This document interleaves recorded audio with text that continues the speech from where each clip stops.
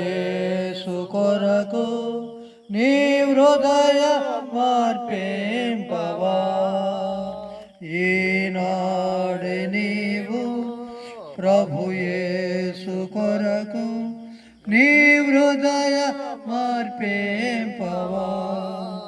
నీ తల్లి గర్భము నానుండినప్పుడే నిన్ను చూచే ప్రభు కన్నులు. నీ తల్లి గర్భమును నిండినప్పుడు నిన్ను చూచే ప్రభు కన్నులు. యోచించినావా ఏ రీతి నిన్ను నిర్మించే తన చేతులు. యోచించినావా ఏ రీతి నిన్ను నిర్మించే తన చేతులు. నీ జీవితములో గమ్యంబు ఏదో ఒకసారి యోచించవా. ఈనాడు నీవు ప్రభు యేసు కొరకు నీ హృదయ మార్పింపవా. ఈనాడు నీవు ప్రభు యేసు కొరకు నీ హృదయ మార్పింపవా. నీలోన తాను నివసింపగోరి దినమెల్చెదాచెను. నీలోన తాను నివసింపగోరి దినమెల్చెదాచెను. హృదయంపు తలుపు తెరువాంగలేవా యేసు ప్రవేశింపను. హృదయంపు తలుపు తెరువాంగలేవా యేసు ప్రవేశింపను. నీ జీవితములో గమ్యంబు ఏదో ఒకసారి యోచించవా. ఈనాడు నీవు ప్రభు యేసు కొరకు నీ హృదయ మార్పింపవా. ఈనాడు నీవు ప్రభు యేసు కొరకు నీ హృదయ మార్పింపవా. తన చేతులను రుధిరంపు ధారలు స్రవించు నీ కోసమే.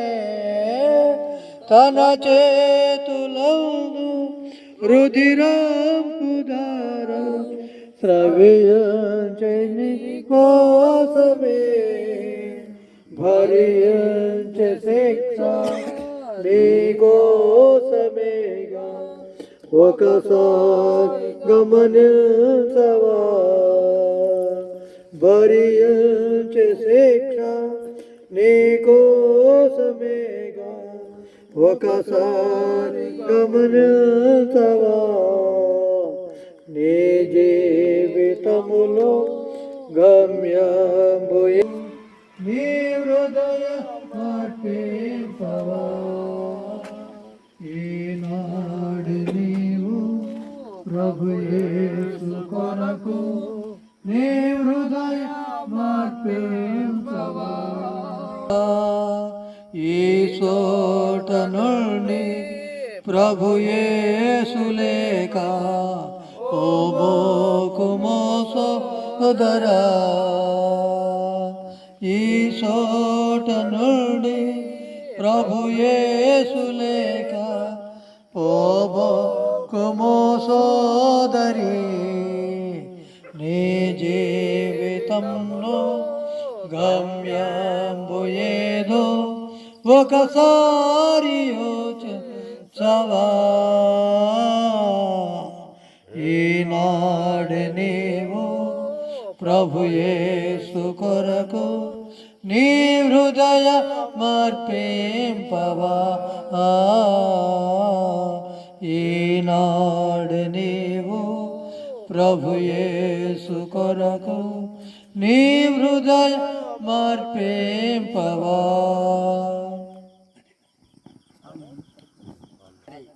కుటుంబంలో మరి చిన్న ప్రార్థన జరగబడింది. మన సహోదరులు వచ్చారయ్యా, ఒక చిన్న ప్రార్థన పెట్టుకుంటే బాగుంటుంది అని చెప్పిన దాని వల్ల ఆయన సంతోషించాడు. సహోదరుడు మరి లాజరు పేరు పెట్టి పిలిచబడింది, అన్నమ్మ అనే పేరు పెట్టి పెట్టబడింది. ఎవరో కాదు, మా భార్య అక్కే, సజ్జ అక్క. నేను ఇక్కడికి వచ్చినప్పుడు, అయ్యా ఎంతో నాకు బాగలేదు, నాకు ఒక పత్రిక ఇచ్చుకో అంటే ఆ పత్రిక ఇచ్చేసినాను. మరి ఆయన నేను కొండూరుకు పోయినప్పుడు ఫోన్ చేసి, నేను దేవుడు నమ్ముకుంటాను, మీరు ఖచ్చితంగా రావాలన్నారు. మరి డాక్టర్లు కూడా తిరుపతిలో, అయ్యా నీవు మరి వ్యాధి గొప్పది, మరి పాస్కు నడవలేదు, మరి మేమేమి చేసామని తీసుకోమని చెప్పారు. దేవుణ్ణి అడిగాం, ప్రభువా మా స్వరూపంతో నీ స్వరూపంతో మమ్మల్ని చేసుకున్నావు. అనేక మందిని మీరు లోకంలో ఉన్నప్పుడు ముట్టారు, స్వస్థపరిచారు. మరి ఆత్మ నీది, శరీరం మన్ను, మరి ఎంతోమంది బతకదంటున్నారయ్యా అని ప్రార్థించినప్పుడు ఆ పాస మధ్యలోకి వచ్చేలకి దేవుడు ఆ పాస నడిపించాడు. దేవుని స్తోత్రం. మరి నేను అయ్యా ప్రభు చిత్తం ఏదైనా జరిగిస్తాడు, నీవు ప్రభువుకు నమ్మకంగా ఉండు. యేసయ్యా నన్ను నా కొరకై లోకానికి దిగి వచ్చి నా పాపాలని కడిగి పవిత్రపరిచాయ్యా, నేను మరణిస్తే నీ రాజ్యానికి మహిమతో వస్తానని ఒప్పుకోమని చెప్పి ప్రార్థన తీసుకోవాలి. కాబట్టి మరి ఈ సమయంలో మరి ఎవరైనా మీరు పేరేపలు కలిగిన వాళ్ళు మరి వాక్యము చెప్పాలని మనం చేస్తూ ఉన్నాను. సమయం 8 గంటలైంది. మరి మీరు ఎవరైనా పేరేపన చేసి దేవుని వాక్యాన్ని ఎవరు ఆదరి చెప్పగలవా నువ్వు? లేదు, చెప్ప.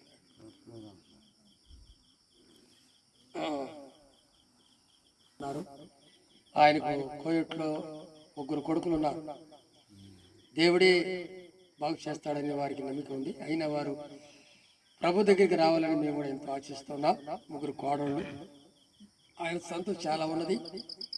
మరి ఆయన కొరకు మనం భారంగా ప్రార్థిద్దాం. చెప్పిన మాటలలో కొన్ని మనం చూద్దాం.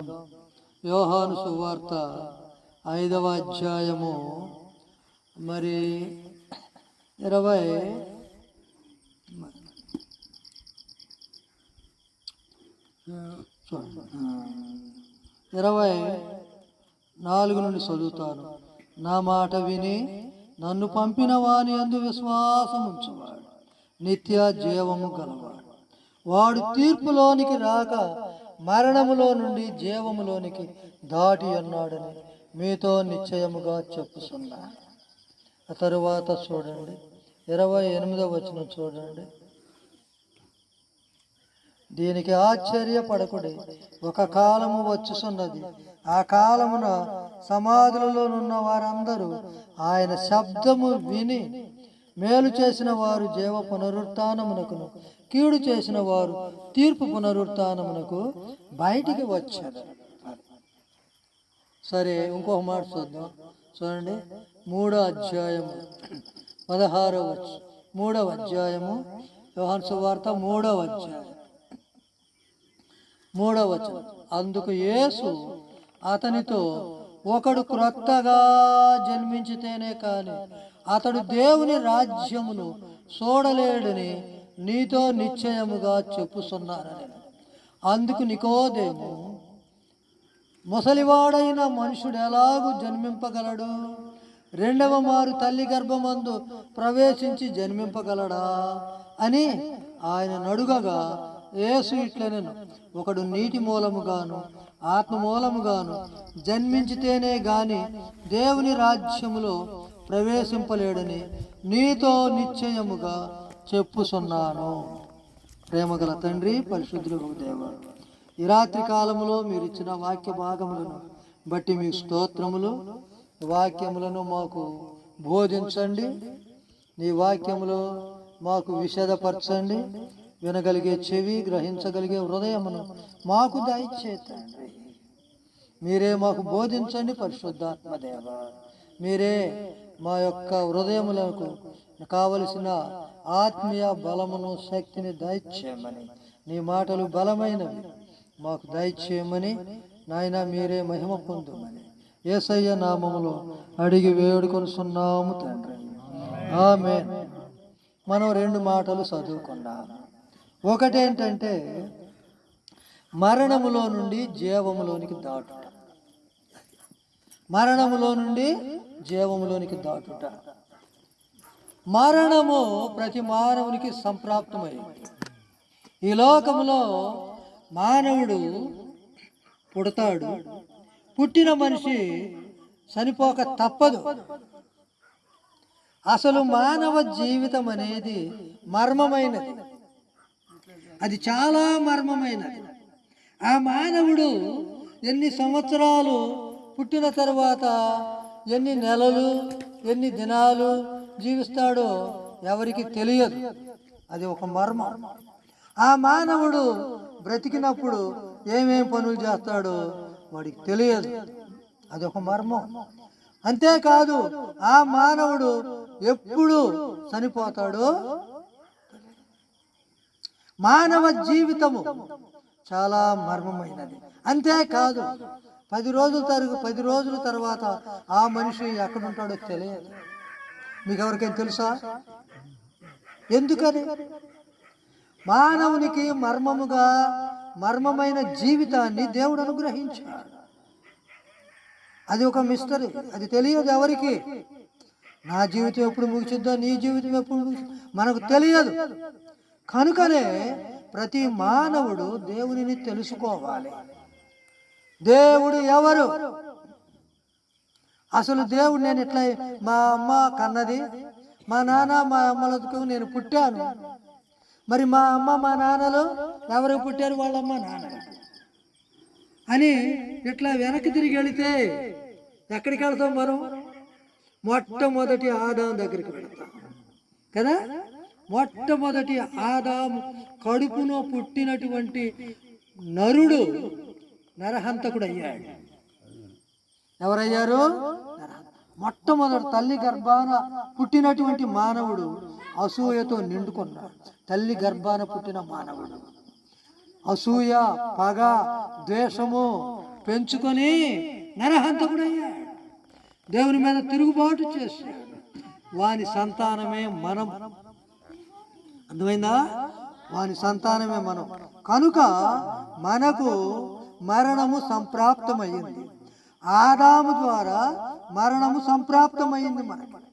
మొదటి మానవుడు దేవుడిచ్చిన ఆజ్ఞను అతిక్రమించాడు. ఆయన ద్వారా మరణము సంప్రాప్తమైంది మనకి. తన కుమారుడైన కయీను ద్వారా మనకేం లభించిందంటే ద్వేషము, అసూయ, పగ, కలహము, మత్సరము, ఇవన్నీ కూడా మానవుని ఏలుతా ఉన్నాయి. ప్రతి మానవునిలో చెడుతనమే కనబడిద్ది, మంచితనం కనబడదు. వాడు తమ్ముడైనా సరే, అన్నైనా సరే, నా పిల్లలు నేను అనుకుంటారో లేదా?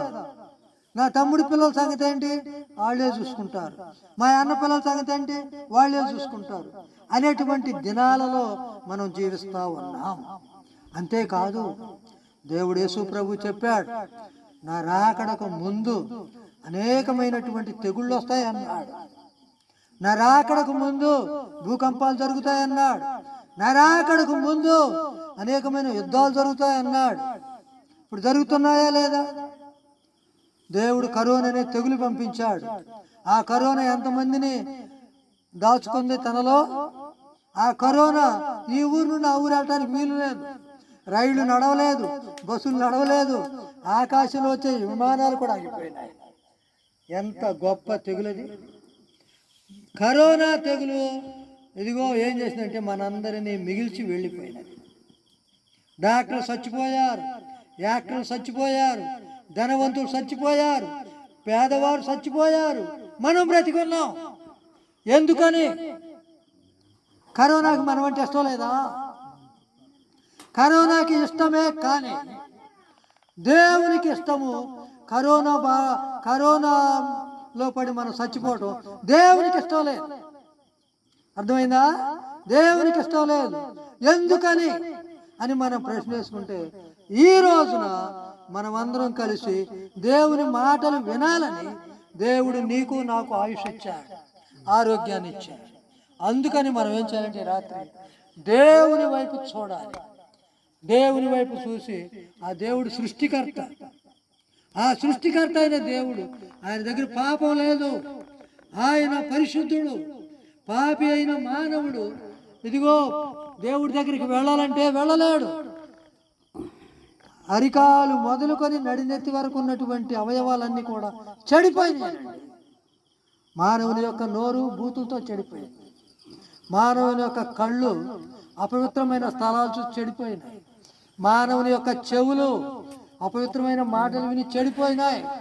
మానవుని యొక్క హృదయము ఇతరులతో ద్వేషంతో ఉండి చెడిపోయింది. మానవుల యొక్క పాదాలు పాపం దగ్గరికి పరిగెత్తినాయి. మానవుని యొక్క చేతులు పాపాలు చేసి చెడిపోయినాయి. మానవులో ఏది మంచిగా ఉంది చెప్పండి? మానవునిలో అవయవాలన్నీ కూడా చెడిపోయి పాపముతో నిండిపోయి శాపాలు కూర్చుకొని ఉన్నప్పుడు, ఆ ప్రేమ కలిగిన దేవుడు, అజాలి కలిగిన దేవుడు మన కొరకై ఈ భూలోకానికి ఒక నరుడుగా వచ్చాడండి. ఒక నరుడుగా పుట్టాడు. మన వలే కాదు, ఆయన కన్యక అయినటువంటి మరియమ్మ గారి గర్భములో ఆయన అక్కడ ఆ గర్భములో ఆయన ఉండి బయటకు వచ్చాడు. మరియ గర్భంలో ఉన్నాడు. ఒక ప్రక్క మలమూత్రములు కలిగినటువంటి ఒక పొర, ఆ పొర యువతల పరిశుద్ధుడైన దేవుడు. చూడండి, మన కొరకై ఆయన ఎంత జాలి చూపించాడో, ఎంత ప్రేమ చూపించాడో చూడండి. ఆ ప్రభువు ఈ లోకానికి వచ్చి మనలను రక్షించడానికి ఆయన మనకు వచ్చాడు. ఎందుకు? ఇదిగో మనం ఈ రీతిగా పాపాల్లో ఉండి చనిపోతే పరిశుద్ధుడైన దేవుని దగ్గరికి వెళ్ళలేమని ఆయనే, ఆ పరిశుద్ధుడే మానవుల దగ్గరికి వచ్చేసాడు. దేవుడిగా ఉండి వస్తే ఆయనను మనం చూడలేము. దేవుడు ఎలాంటోడు? దేవుడు మోషే గారు అనే భక్తుడు అన్నాడు. ఆయన అన్నాడు, ఒకసారి నాకు కనిపించు ప్రభు అన్నాడు. దేవుడు అన్నాడు, మోషే, ఏ నరుడు కూడా నన్ను చూసి బ్రతకడయ్యా అన్నాడు. దేవుణ్ణి ఎవరు చూడలేడండి. సూర్యుడిని బాగా 12 గంటలప్పుడు కానీ మీరు 1 గంట సేపు ఇట్లాగే కళ్ళు పెట్టి చూడండి, మీకు 1,00,000 రూపాయలు ఇస్తారు. 2 గంటలు చూడండి, 2 లక్షలు ఇస్తారు. 3 గంటలు చూడండి, 3 లక్షలు ఇస్తారు. ఛాన్స్ మీదే. చూడకపోతే మీరే నాకు ఇవ్వాలి ఏంటి? మానవుడు దేవుడు సృష్టించిన సూర్యుడిని చూడలేడు. దేవుడిని ఏమైనా చూస్తాడు? మరి ఇంకా దేవుడు సృష్టించిన సూర్యుని చూడకపోతే ఆ దేవుడు ఎంత గొప్పగా ఉంటాడా? ఉండడా? మానవుడు ఒక 10 నిమిషాలు కూడా చూడలేడండి. ఆయన కళ్ళు కోటి సూర్యుల కంటే ఎక్కువ తేజస్సు కలిగిన దేవుడు ఆయన. కనుక మనం చూడలేము. అందుకనే ఆ గొప్ప దేవుడు భూమి మీదకి మానవునిగా వచ్చాడు. మానవునిగా వస్తే గాని, మానవులకు బోధించితే గాని ఆ పరలోక మాటలు అర్థం కావు. ఒకసారి ఒక అబ్బాయి సేవలు వెళ్తా ఉన్నాయి. అప్పటి దగ్గర పెద్ద సేవలు వెళ్తుంటే కొన్ని సేవలు దారి తప్పి ఇటు వెళ్తున్నా ఉన్నాయి. ఆ పిల్లాడు అన్నాడు, ఇటు కాదు అటెళ్ళు అంటున్నాడు. ఆ సేవలకి ఏమైనా అర్థమైందా? అర్థం కాకుండా అరుస్తూ ఉన్నాడు. ఇంట్లో నుంచి వాళ్ళ నాన్నగారు వచ్చి, ఏంట్రా అని అంటే, నాన్న ఈ సేవలు ఆ సేవల్లో వెళ్ళకుండా ఇటు దారి తప్పినే నాన్న అన్నాడు. నేను అరుతుంటే వెళ్ళట్లేదు నాన్న అన్నాడు. అప్పుడు వాళ్ళ నాన్న అన్నాడు, నువ్వు కూడా సేవలాగా పుడితే కానీ ఆ సేవలకు ఆ భాష అర్థం కాదురా, నీ భాష వాటికి అర్థం కాదు అన్నాడు. మరి అర్థమైందా? దేవుడి పరలోకపు భాష మనకు అర్థం అవ్వాలంటే దేవుడు మానవుడిగా పుట్టవలసి వచ్చినది. కనుక ఆ దేవుడు ఈ లోకంలోకి వచ్చినప్పుడు ఒక ముసలివాడైన మానవుడు అన్నాడు, ఆయన పేరు నికోదేము. ఆయన అన్నాడు, అయ్యా పరలోక రాజ్యం చేరడానికి ఏం కావాలి అన్నాడు. నేను ఎలా చేరగలను అన్నాడు. నిత్య రాజ్యంలో ఉండాలంటే నేనేం చేయాలన్నాడు. అప్పుడు యేసుప్రభు అన్నాడు, ఒకడు క్రొత్తగా జన్మించాలి.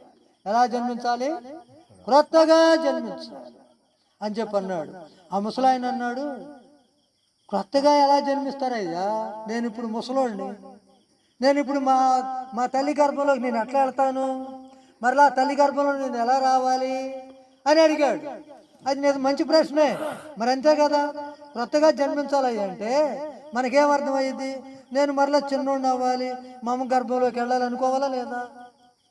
ఆ మాట ఆ ముసలివాడు అడిగాడు, ముసలాయన. అప్పుడు యేసుప్రభు అన్నాడు, అయ్యా కొత్తగా జన్మించాలంటే అది కాదు, ఒకడు నీటి మూలముగా ఆత్మ మూలముగా జన్మించాలి. నీరు అనగా దేవుని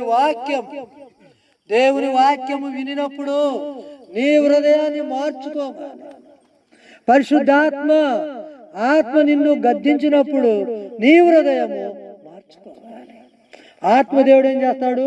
నీ పాపాలు ఒప్పుకో, నీ తప్పులు ఒప్పుకో, నీ యొక్క దోషాలు ఒప్పుకో అంటాడు. మానవుడు ఏం చేస్తాడు? అబ్బా ఇవాళ కాదులే, ఒక 10 రోజులు నేను బాగా ఉండి ఏ తప్పు చేయకుండా, బీడీలు కాలవకుండా, అబద్ధాలు ఆడకుండా, దొంగతనాలు చేయకుండా 10 రోజులు నేను బాగా ఉండి నేను అప్పుడు యేసుప్రభు దగ్గరికి వెళ్ళి అడిగితే అప్పుడు దేవుడు చక్కగా క్షమిస్తాడు అనుకుంటాడు. మానవుడు ఈ రోజులు దాటవేస్తా ఉన్నాడు. రేపు ఆయన జీవితం అలాగే గడిచిపోతా ఉంది. రేపనే దానికి రూపు లేదు రేపనే దానికి. కనుక మానవుడి జీవితం అలా సాగుతా ఉంది. యేసుప్రభు అన్నాడు, ఆత్మ ద్వారా నీతో మాట్లాడినప్పుడు నీ హృదయాన్ని నువ్వు కఠినపరుచుకో. ఏం చేయాలి? కఠినపరుచుకోకూడదు. రేపనే వాయిదా వేయకూడదు. ఒకటే తెలుసుకోవాలా, నేను పాపినా కాదా చెప్పండి. మనందరం పాపులవా కాదా? కొంతమంది అంటారు నేను పాపం చేయలేదని అంటారు. ఎప్పటి నుంచి నువ్వు పాపం చేయలేదు? నీకు వయసు వచ్చినప్పుడు, నీకు ఇది తప్పు అని తెలిసినప్పుడు నువ్వు తప్పు చేయలేదు. అంత మునుపు అబద్ధాలు ఆడావు, దొంగతనాలు చేసావు, బూతి మాట్లాడినావు, ఇతరులను కొట్టావు, తిట్టావు. ఇవన్నీ దేవుడి దృష్టిలో పాపాలు. అదేం పాపం లేండి అనుకుంటారు కొంతమంది. దేవుడు అలాంటి చిన్న పాపం కానీ పెద్ద పాపం కానీ దేవుడు ఒకటిగానే తీరుస్తాడు. మనకు శిక్ష ఉంటుంది. చిన్న పావునని ఇంట్లో పెంచుకుంటావా? పెద్ద పావునని కొడతావా? చెప్పండి. ఇది బాగా ఉందలా, ఇది పెంచుకుందాం అనుకుంటావా? చిన్న పావుని ఏమండి? పాపం అనేది పాము లాంటిది. పాపం అనేది విషం. కనుక ఆ విషాన్ని లాజరు గారు, ఆ విషాన్ని మనం తీసేసుకోవాలి. ఆ విషయాన్ని, పాపం అనే దాన్ని విడిచిపెట్టాలి. పాపానికి అలవాటు పడిన మనుషుడు పాపము తీసివేసుకోవాలంటే వాడికి ఇష్టం ఉండదండి. ఇష్టం ఉండదు. పాపము బైబిల్లో ఉంది, పాపాన్ని జుర్రుకుంటున్నారని. జుర్రుకుంటామంటే పాయాసం కాసుని అని తీపిగా బాగా రుచికరంగా ఉందని తింటాం మనం. పాపం అనేది కూడా బహు రుచిగా ఉంటుంది, కానీ దాని శిక్ష చాలా గొప్పది. దాని శిక్ష ఏంటంటే అగ్ని ఆరదు, పురుగు సావదు. ఈ ముసలివాడైనటువంటి మనుషునికి ప్రభు ఏం చెప్పాడంటే, నీవు నీటి మూలముగా గాని ఆత్మ మూలముగా జన్మించనయ్యా అని చెప్పాడు. దేవుని వాక్యము వినినప్పుడు మీ చెవులకు వినబడినప్పుడు మీరు ఆలోచన చేయాలి, అవును నేను పాపినా కాదా? ఈ రోజు వరకు నేను ఎలా జీవిస్తున్నాను? ఈ రోజు వరకు నా హృదయం ఎలా ఉంది? నా నోరు ఎలా ఉంది? నా మనసు ఎలా ఉంది? నా జీవితం ఎలా ఉంది? ఇంతవరకు నేను జీవించిన జీవితం దేవునికి ఇష్టంగా జీవించానా? నాకు ఇష్టంగా జీవించానా? దేవునికి కష్టంగా జీవించానా? ఎలా జీవించాను అని ప్రశ్న వేసుకుంటే మనకేమనిపించిందంటే, మనం తలంచిన తలంపులతో దేవునికి కష్టంగా జీవించిన జీవితమే కనబడింది. దేవుడికి ఇష్టం లేని జీవితమే జీవించాను అనేటువంటి మనకు జవాబు వచ్చింది. అప్పుడేం చేయాలి? మనం ఈ రాత్రి బాగా ఆలోచన చేయాలి. యేసు ప్రభువా, నేను ఇప్పటి వరకు ఎలా జీవించాను? ఆ ముసలి ఆయన అలాగే అన్నాడు. అయ్యా, ఆ ముసలి ఆయన బాగా గ్రహించి యేసు ప్రభువుని అంగీకరించారు. ఈ రాత్రి మనం కూడా ఏం చేయాలంటే, ప్రతి ఒక్కరూ, ఇక్కడ ఉన్న ప్రతి ఒక్కరూ, ఈ శబ్దం ద్వారా విన్న ప్రతి ఒక్కరూ యేసు క్రీస్తు ప్రభువుని అంగీకరించాలి. ఎందుకనగా నీవు పాపంలో ఉండి చనిపోతే నరకానికి వెళతావు. ఆ నరకము రెండవ మరణం. అందుకని యేసు ప్రభు చెప్పాడు, ఇదిగో మరణంలో నుండి జీవములోనికి అంగీకరించితే మరణము తప్పుతున్నది. ఏ మరణము? అందరు చనిపోతారు, అది వాస్తవమే. మంచోడు చచ్చిపోతాడు, చెడ్డోడు చచ్చిపోతాడు, అది అందరికి సంప్రాప్తమయ్యింది. రెండవ మరణం ఉంది. ఆ రెండవ మరణాన్ని గురించి ఏం చెప్తున్నారంటే, ఇక్కడ చూడండి ఏం చెప్తుందంటే, ఇక్కడ నేను చదువుతాను వినండి. ప్రకటన గ్రంథంలో ఏం చెప్తుందంటే, ప్రకటన గ్రంథంలో చూడండి, పిరికి వారును అవిశ్వాసులు ఉంచండి, అది ఉంచండి, మీరు చూడండి వినండి. పిరికి వారును అవిశ్వాసులను అసహ్యులను నరహంతకులను వ్యభిచారులను మాంత్రికులను విగ్రహారాధకులను అబద్ధీకులను అగ్ని గంధకములతో మండుగుండములో పాలు పొందుదురు. ఇది రెండవ మరణం. రెండవ మరణం ఎవరికంటే అది మనకు కాదు. అసలు రెండవ మరణం మనుషులకు కాదండి. ఒక మాటలో చెప్పాలంటే, దేవుని దగ్గర తిరుగుబాటు చేసిన దోతలకు నియమించబడ్డాడు. దోతలది అది. అయితే మానవుడు, ఈ పడిపోయినటువంటి దోత, ఈ యొక్క లూసిఫర్ అనే నరహంతకుడు, వాడు అబద్ధమునకు జనకుడు. వాడి మాటలు విన్నారండి మానవులంతా. అరే సినిమా భలేగుందరంటే సినిమాకి వెళ్ళాడండి. అరే ఈ దొంగతనం చేద్దామంటే దొంగతనానికి వెళ్ళాడండి. ఏ అమ్మాయి ఇది కంటితో చూసేది బాగుందని హృదయంలో మెచ్చుకొని ప్రతి పాపం చేశాడండి. వాడిని నడిపించిన వాడు ఎవడు? సాతాను. వాడిని నడిపించిన వాడు అబద్ధమునకు జనకుడు.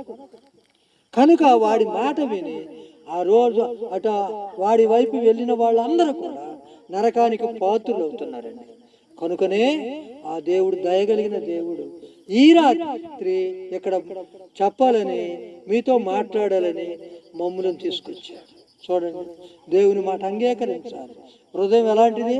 మానవ హృదయం ఎలాంటిది? ఒక మాట చదువుతాను నేను. మన మార్క్స్ వార్త 7వ అధ్యాయం, మార్క్స్ వార్త 7వ అధ్యాయంలో మానవుని హృదయం ఈ రీతిగా ఉంది. ఎలా ఉంది చూడండి, చదువుతాం. 21వ వచనంలో ఏమనుందంటే, మనుషుల హృదయంలో నుండి దురాలోచనలు, ఏంటయ్యి? దురాలోచనలు, జారత్వములు, దొంగతనములు, నరహత్యలు, వ్యభిచారములు, లోభములు, చెడుతనములు, కృత్రిమము, కామ వికారము, మత్సరము, దేవదోషణ, అహంకారము, అవివేకము వచ్చును. ఈ చెడ్డవన్నీ లోపలి నుండి బయలు వెళ్ళి మనుషుని అపవిత్రపరచునని యేసు ఎన్నున్నాయి. ఇవన్నీ మానవుని యొక్క హృదయంలో పెరిగిన పుట్ట, పాపపు పుట్ట. ఈ పాపపు పుట్టను తీసివేసి తన బిడ్డలుగా చేసుకోవాలని యేసు ప్రభు ఈ రాత్రి మనకు బోధిస్తాడు.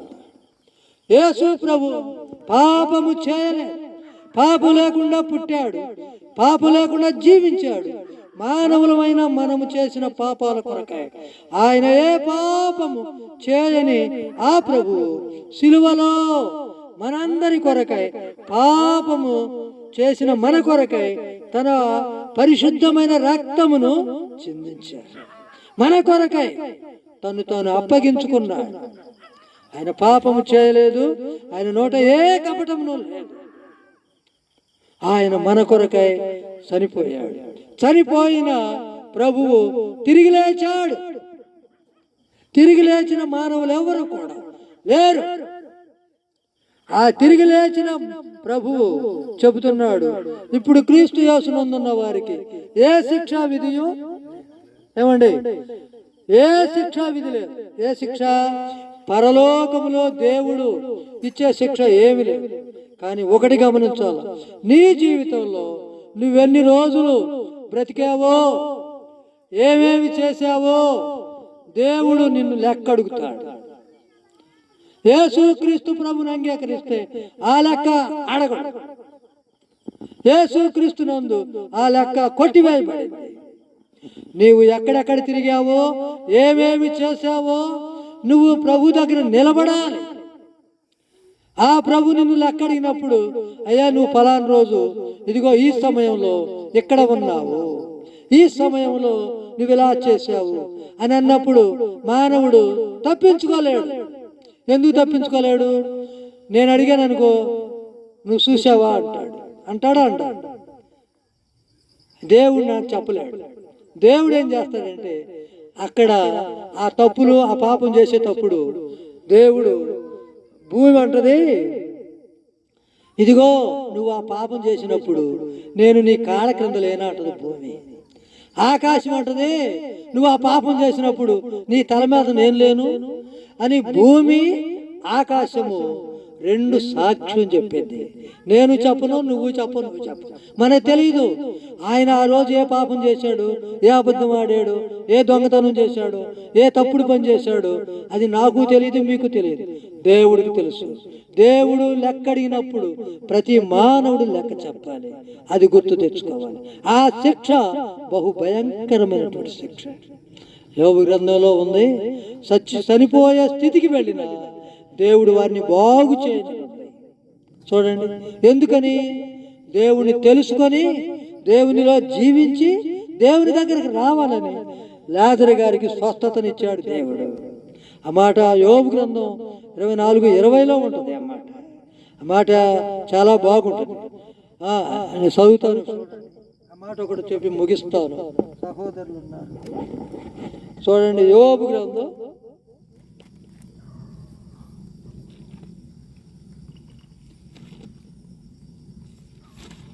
24:22 రెండో భాగం. కొందరు ప్రాణమును గూర్చి ఆశ విడిచినను వారు మరలా బాగుపడుతారు. చూసారా ఏమనుంది? కొందరు ప్రాణమును గూర్చి ఆశ విడిచినను వారు మరలా బ్రతుకుతారు. చచ్చిపోయే స్థితికి వెళ్ళారు. కానీ మరలా దేవుడు ఏం చేశాడు? బ్రతికించడానికి ఆయనకి ఇష్టమైనది ఆయన మరలా పైకి లేపాడు. ఇలా ఎంతో మంది ఉన్నారు. కారణం ఆయన బ్రతికి దేవుని తెలుసుకొని దేవుని యందు నడిచి పరలోకం రావాలని దేవుని యొక్క ఆశ. కనుక ఈనాడు మనమందరం గమనించాలి ఏంటంటే, మరణములో నుండి జీవంలోనికి దాటి వెళ్ళాలి. కనుక మృతుల పునరుత్థానం అప్పుడప్పుడు మనం కూడా లెగుస్తాం. కానీ దేవుని దగ్గర మనం వచ్చి మన పాపాలు అంగీకరించటమే. మనం ఏమి చేయక్కర్లేదండి. మనం ఒక్క రూపాయి కూడా దేవుడికి వద్దండి. దేవుడికి అవసరం లేదు డబ్బులు. మన హృదయం కావాలి. మన హృదయంలో ఎంత పాపం ఉందో నేను చదివాను కదా, అవన్నీ పాప పుట్ట. ఆ దేవుణ్ణి, యేసు ప్రభువా నేను పాపిని, నా పాపాలు క్షమించు, నా పాపాలు నేను తీసేసుకోలేను, నన్ను శుద్ధినిగా చెయ్యి అని మనం అడిగినప్పుడు, హృదయపూర్తిగా అడిగినప్పుడు ఆ దేవుడు మనలోకి వచ్చి, పరిశుద్ధాత్మ దేవుడు మనలోకి వచ్చి మన హృదయాన్ని మార్చేస్తాడు. నూతనమైన అనుభవము, నూతనమైన హృదయాన్ని ఇస్తాడు, నూతనమైన కనుసూపిస్తాడు, నూతనమైన మాటలు ఇస్తాడు, నూతనమైన నడకను ఇస్తాడు. మనం నూతనమైన వారముగా ఉంటాం. అప్పుడు ఆ నూతనత్వంను బట్టి మనం నడిచి దేవుని దగ్గరికి వెళ్ళిపోతాం. కనుక ప్రియమైన వారులారా, విన్నా ప్రతి ఒక్కరూ ఈ లోకముని విడవవలసినదే. విడిచిన తరువాత నీ జీవితం ఎలా గడపబోతున్నావు? ఇదిగో పరలోకమా నరకమా ఆలోచించుకోండి. ఈ రాత్రి మనది, రేపు మనది కాదు. రేపు యేసు ప్రభు వస్తే మనం ఎత్తబడాలి. యేసు ప్రభు త్వరగా వస్తానన్నాడు. ఎప్పుడు వస్తాడో తెలియదు, మనం ఎప్పుడు పోతామో తెలియదు. కనుక సిద్ధపడండి, ఆలోచన చేయండి, పాపాలు ఒప్పుకోండి, ప్రభు దగ్గరకు వచ్చి ఇదిగో ఆత్మరక్షణ పొంది పరలోకం రావాలని ప్రేమతో మిమ్మల్ని అందరినీ బతిమాలుస్తున్నాం.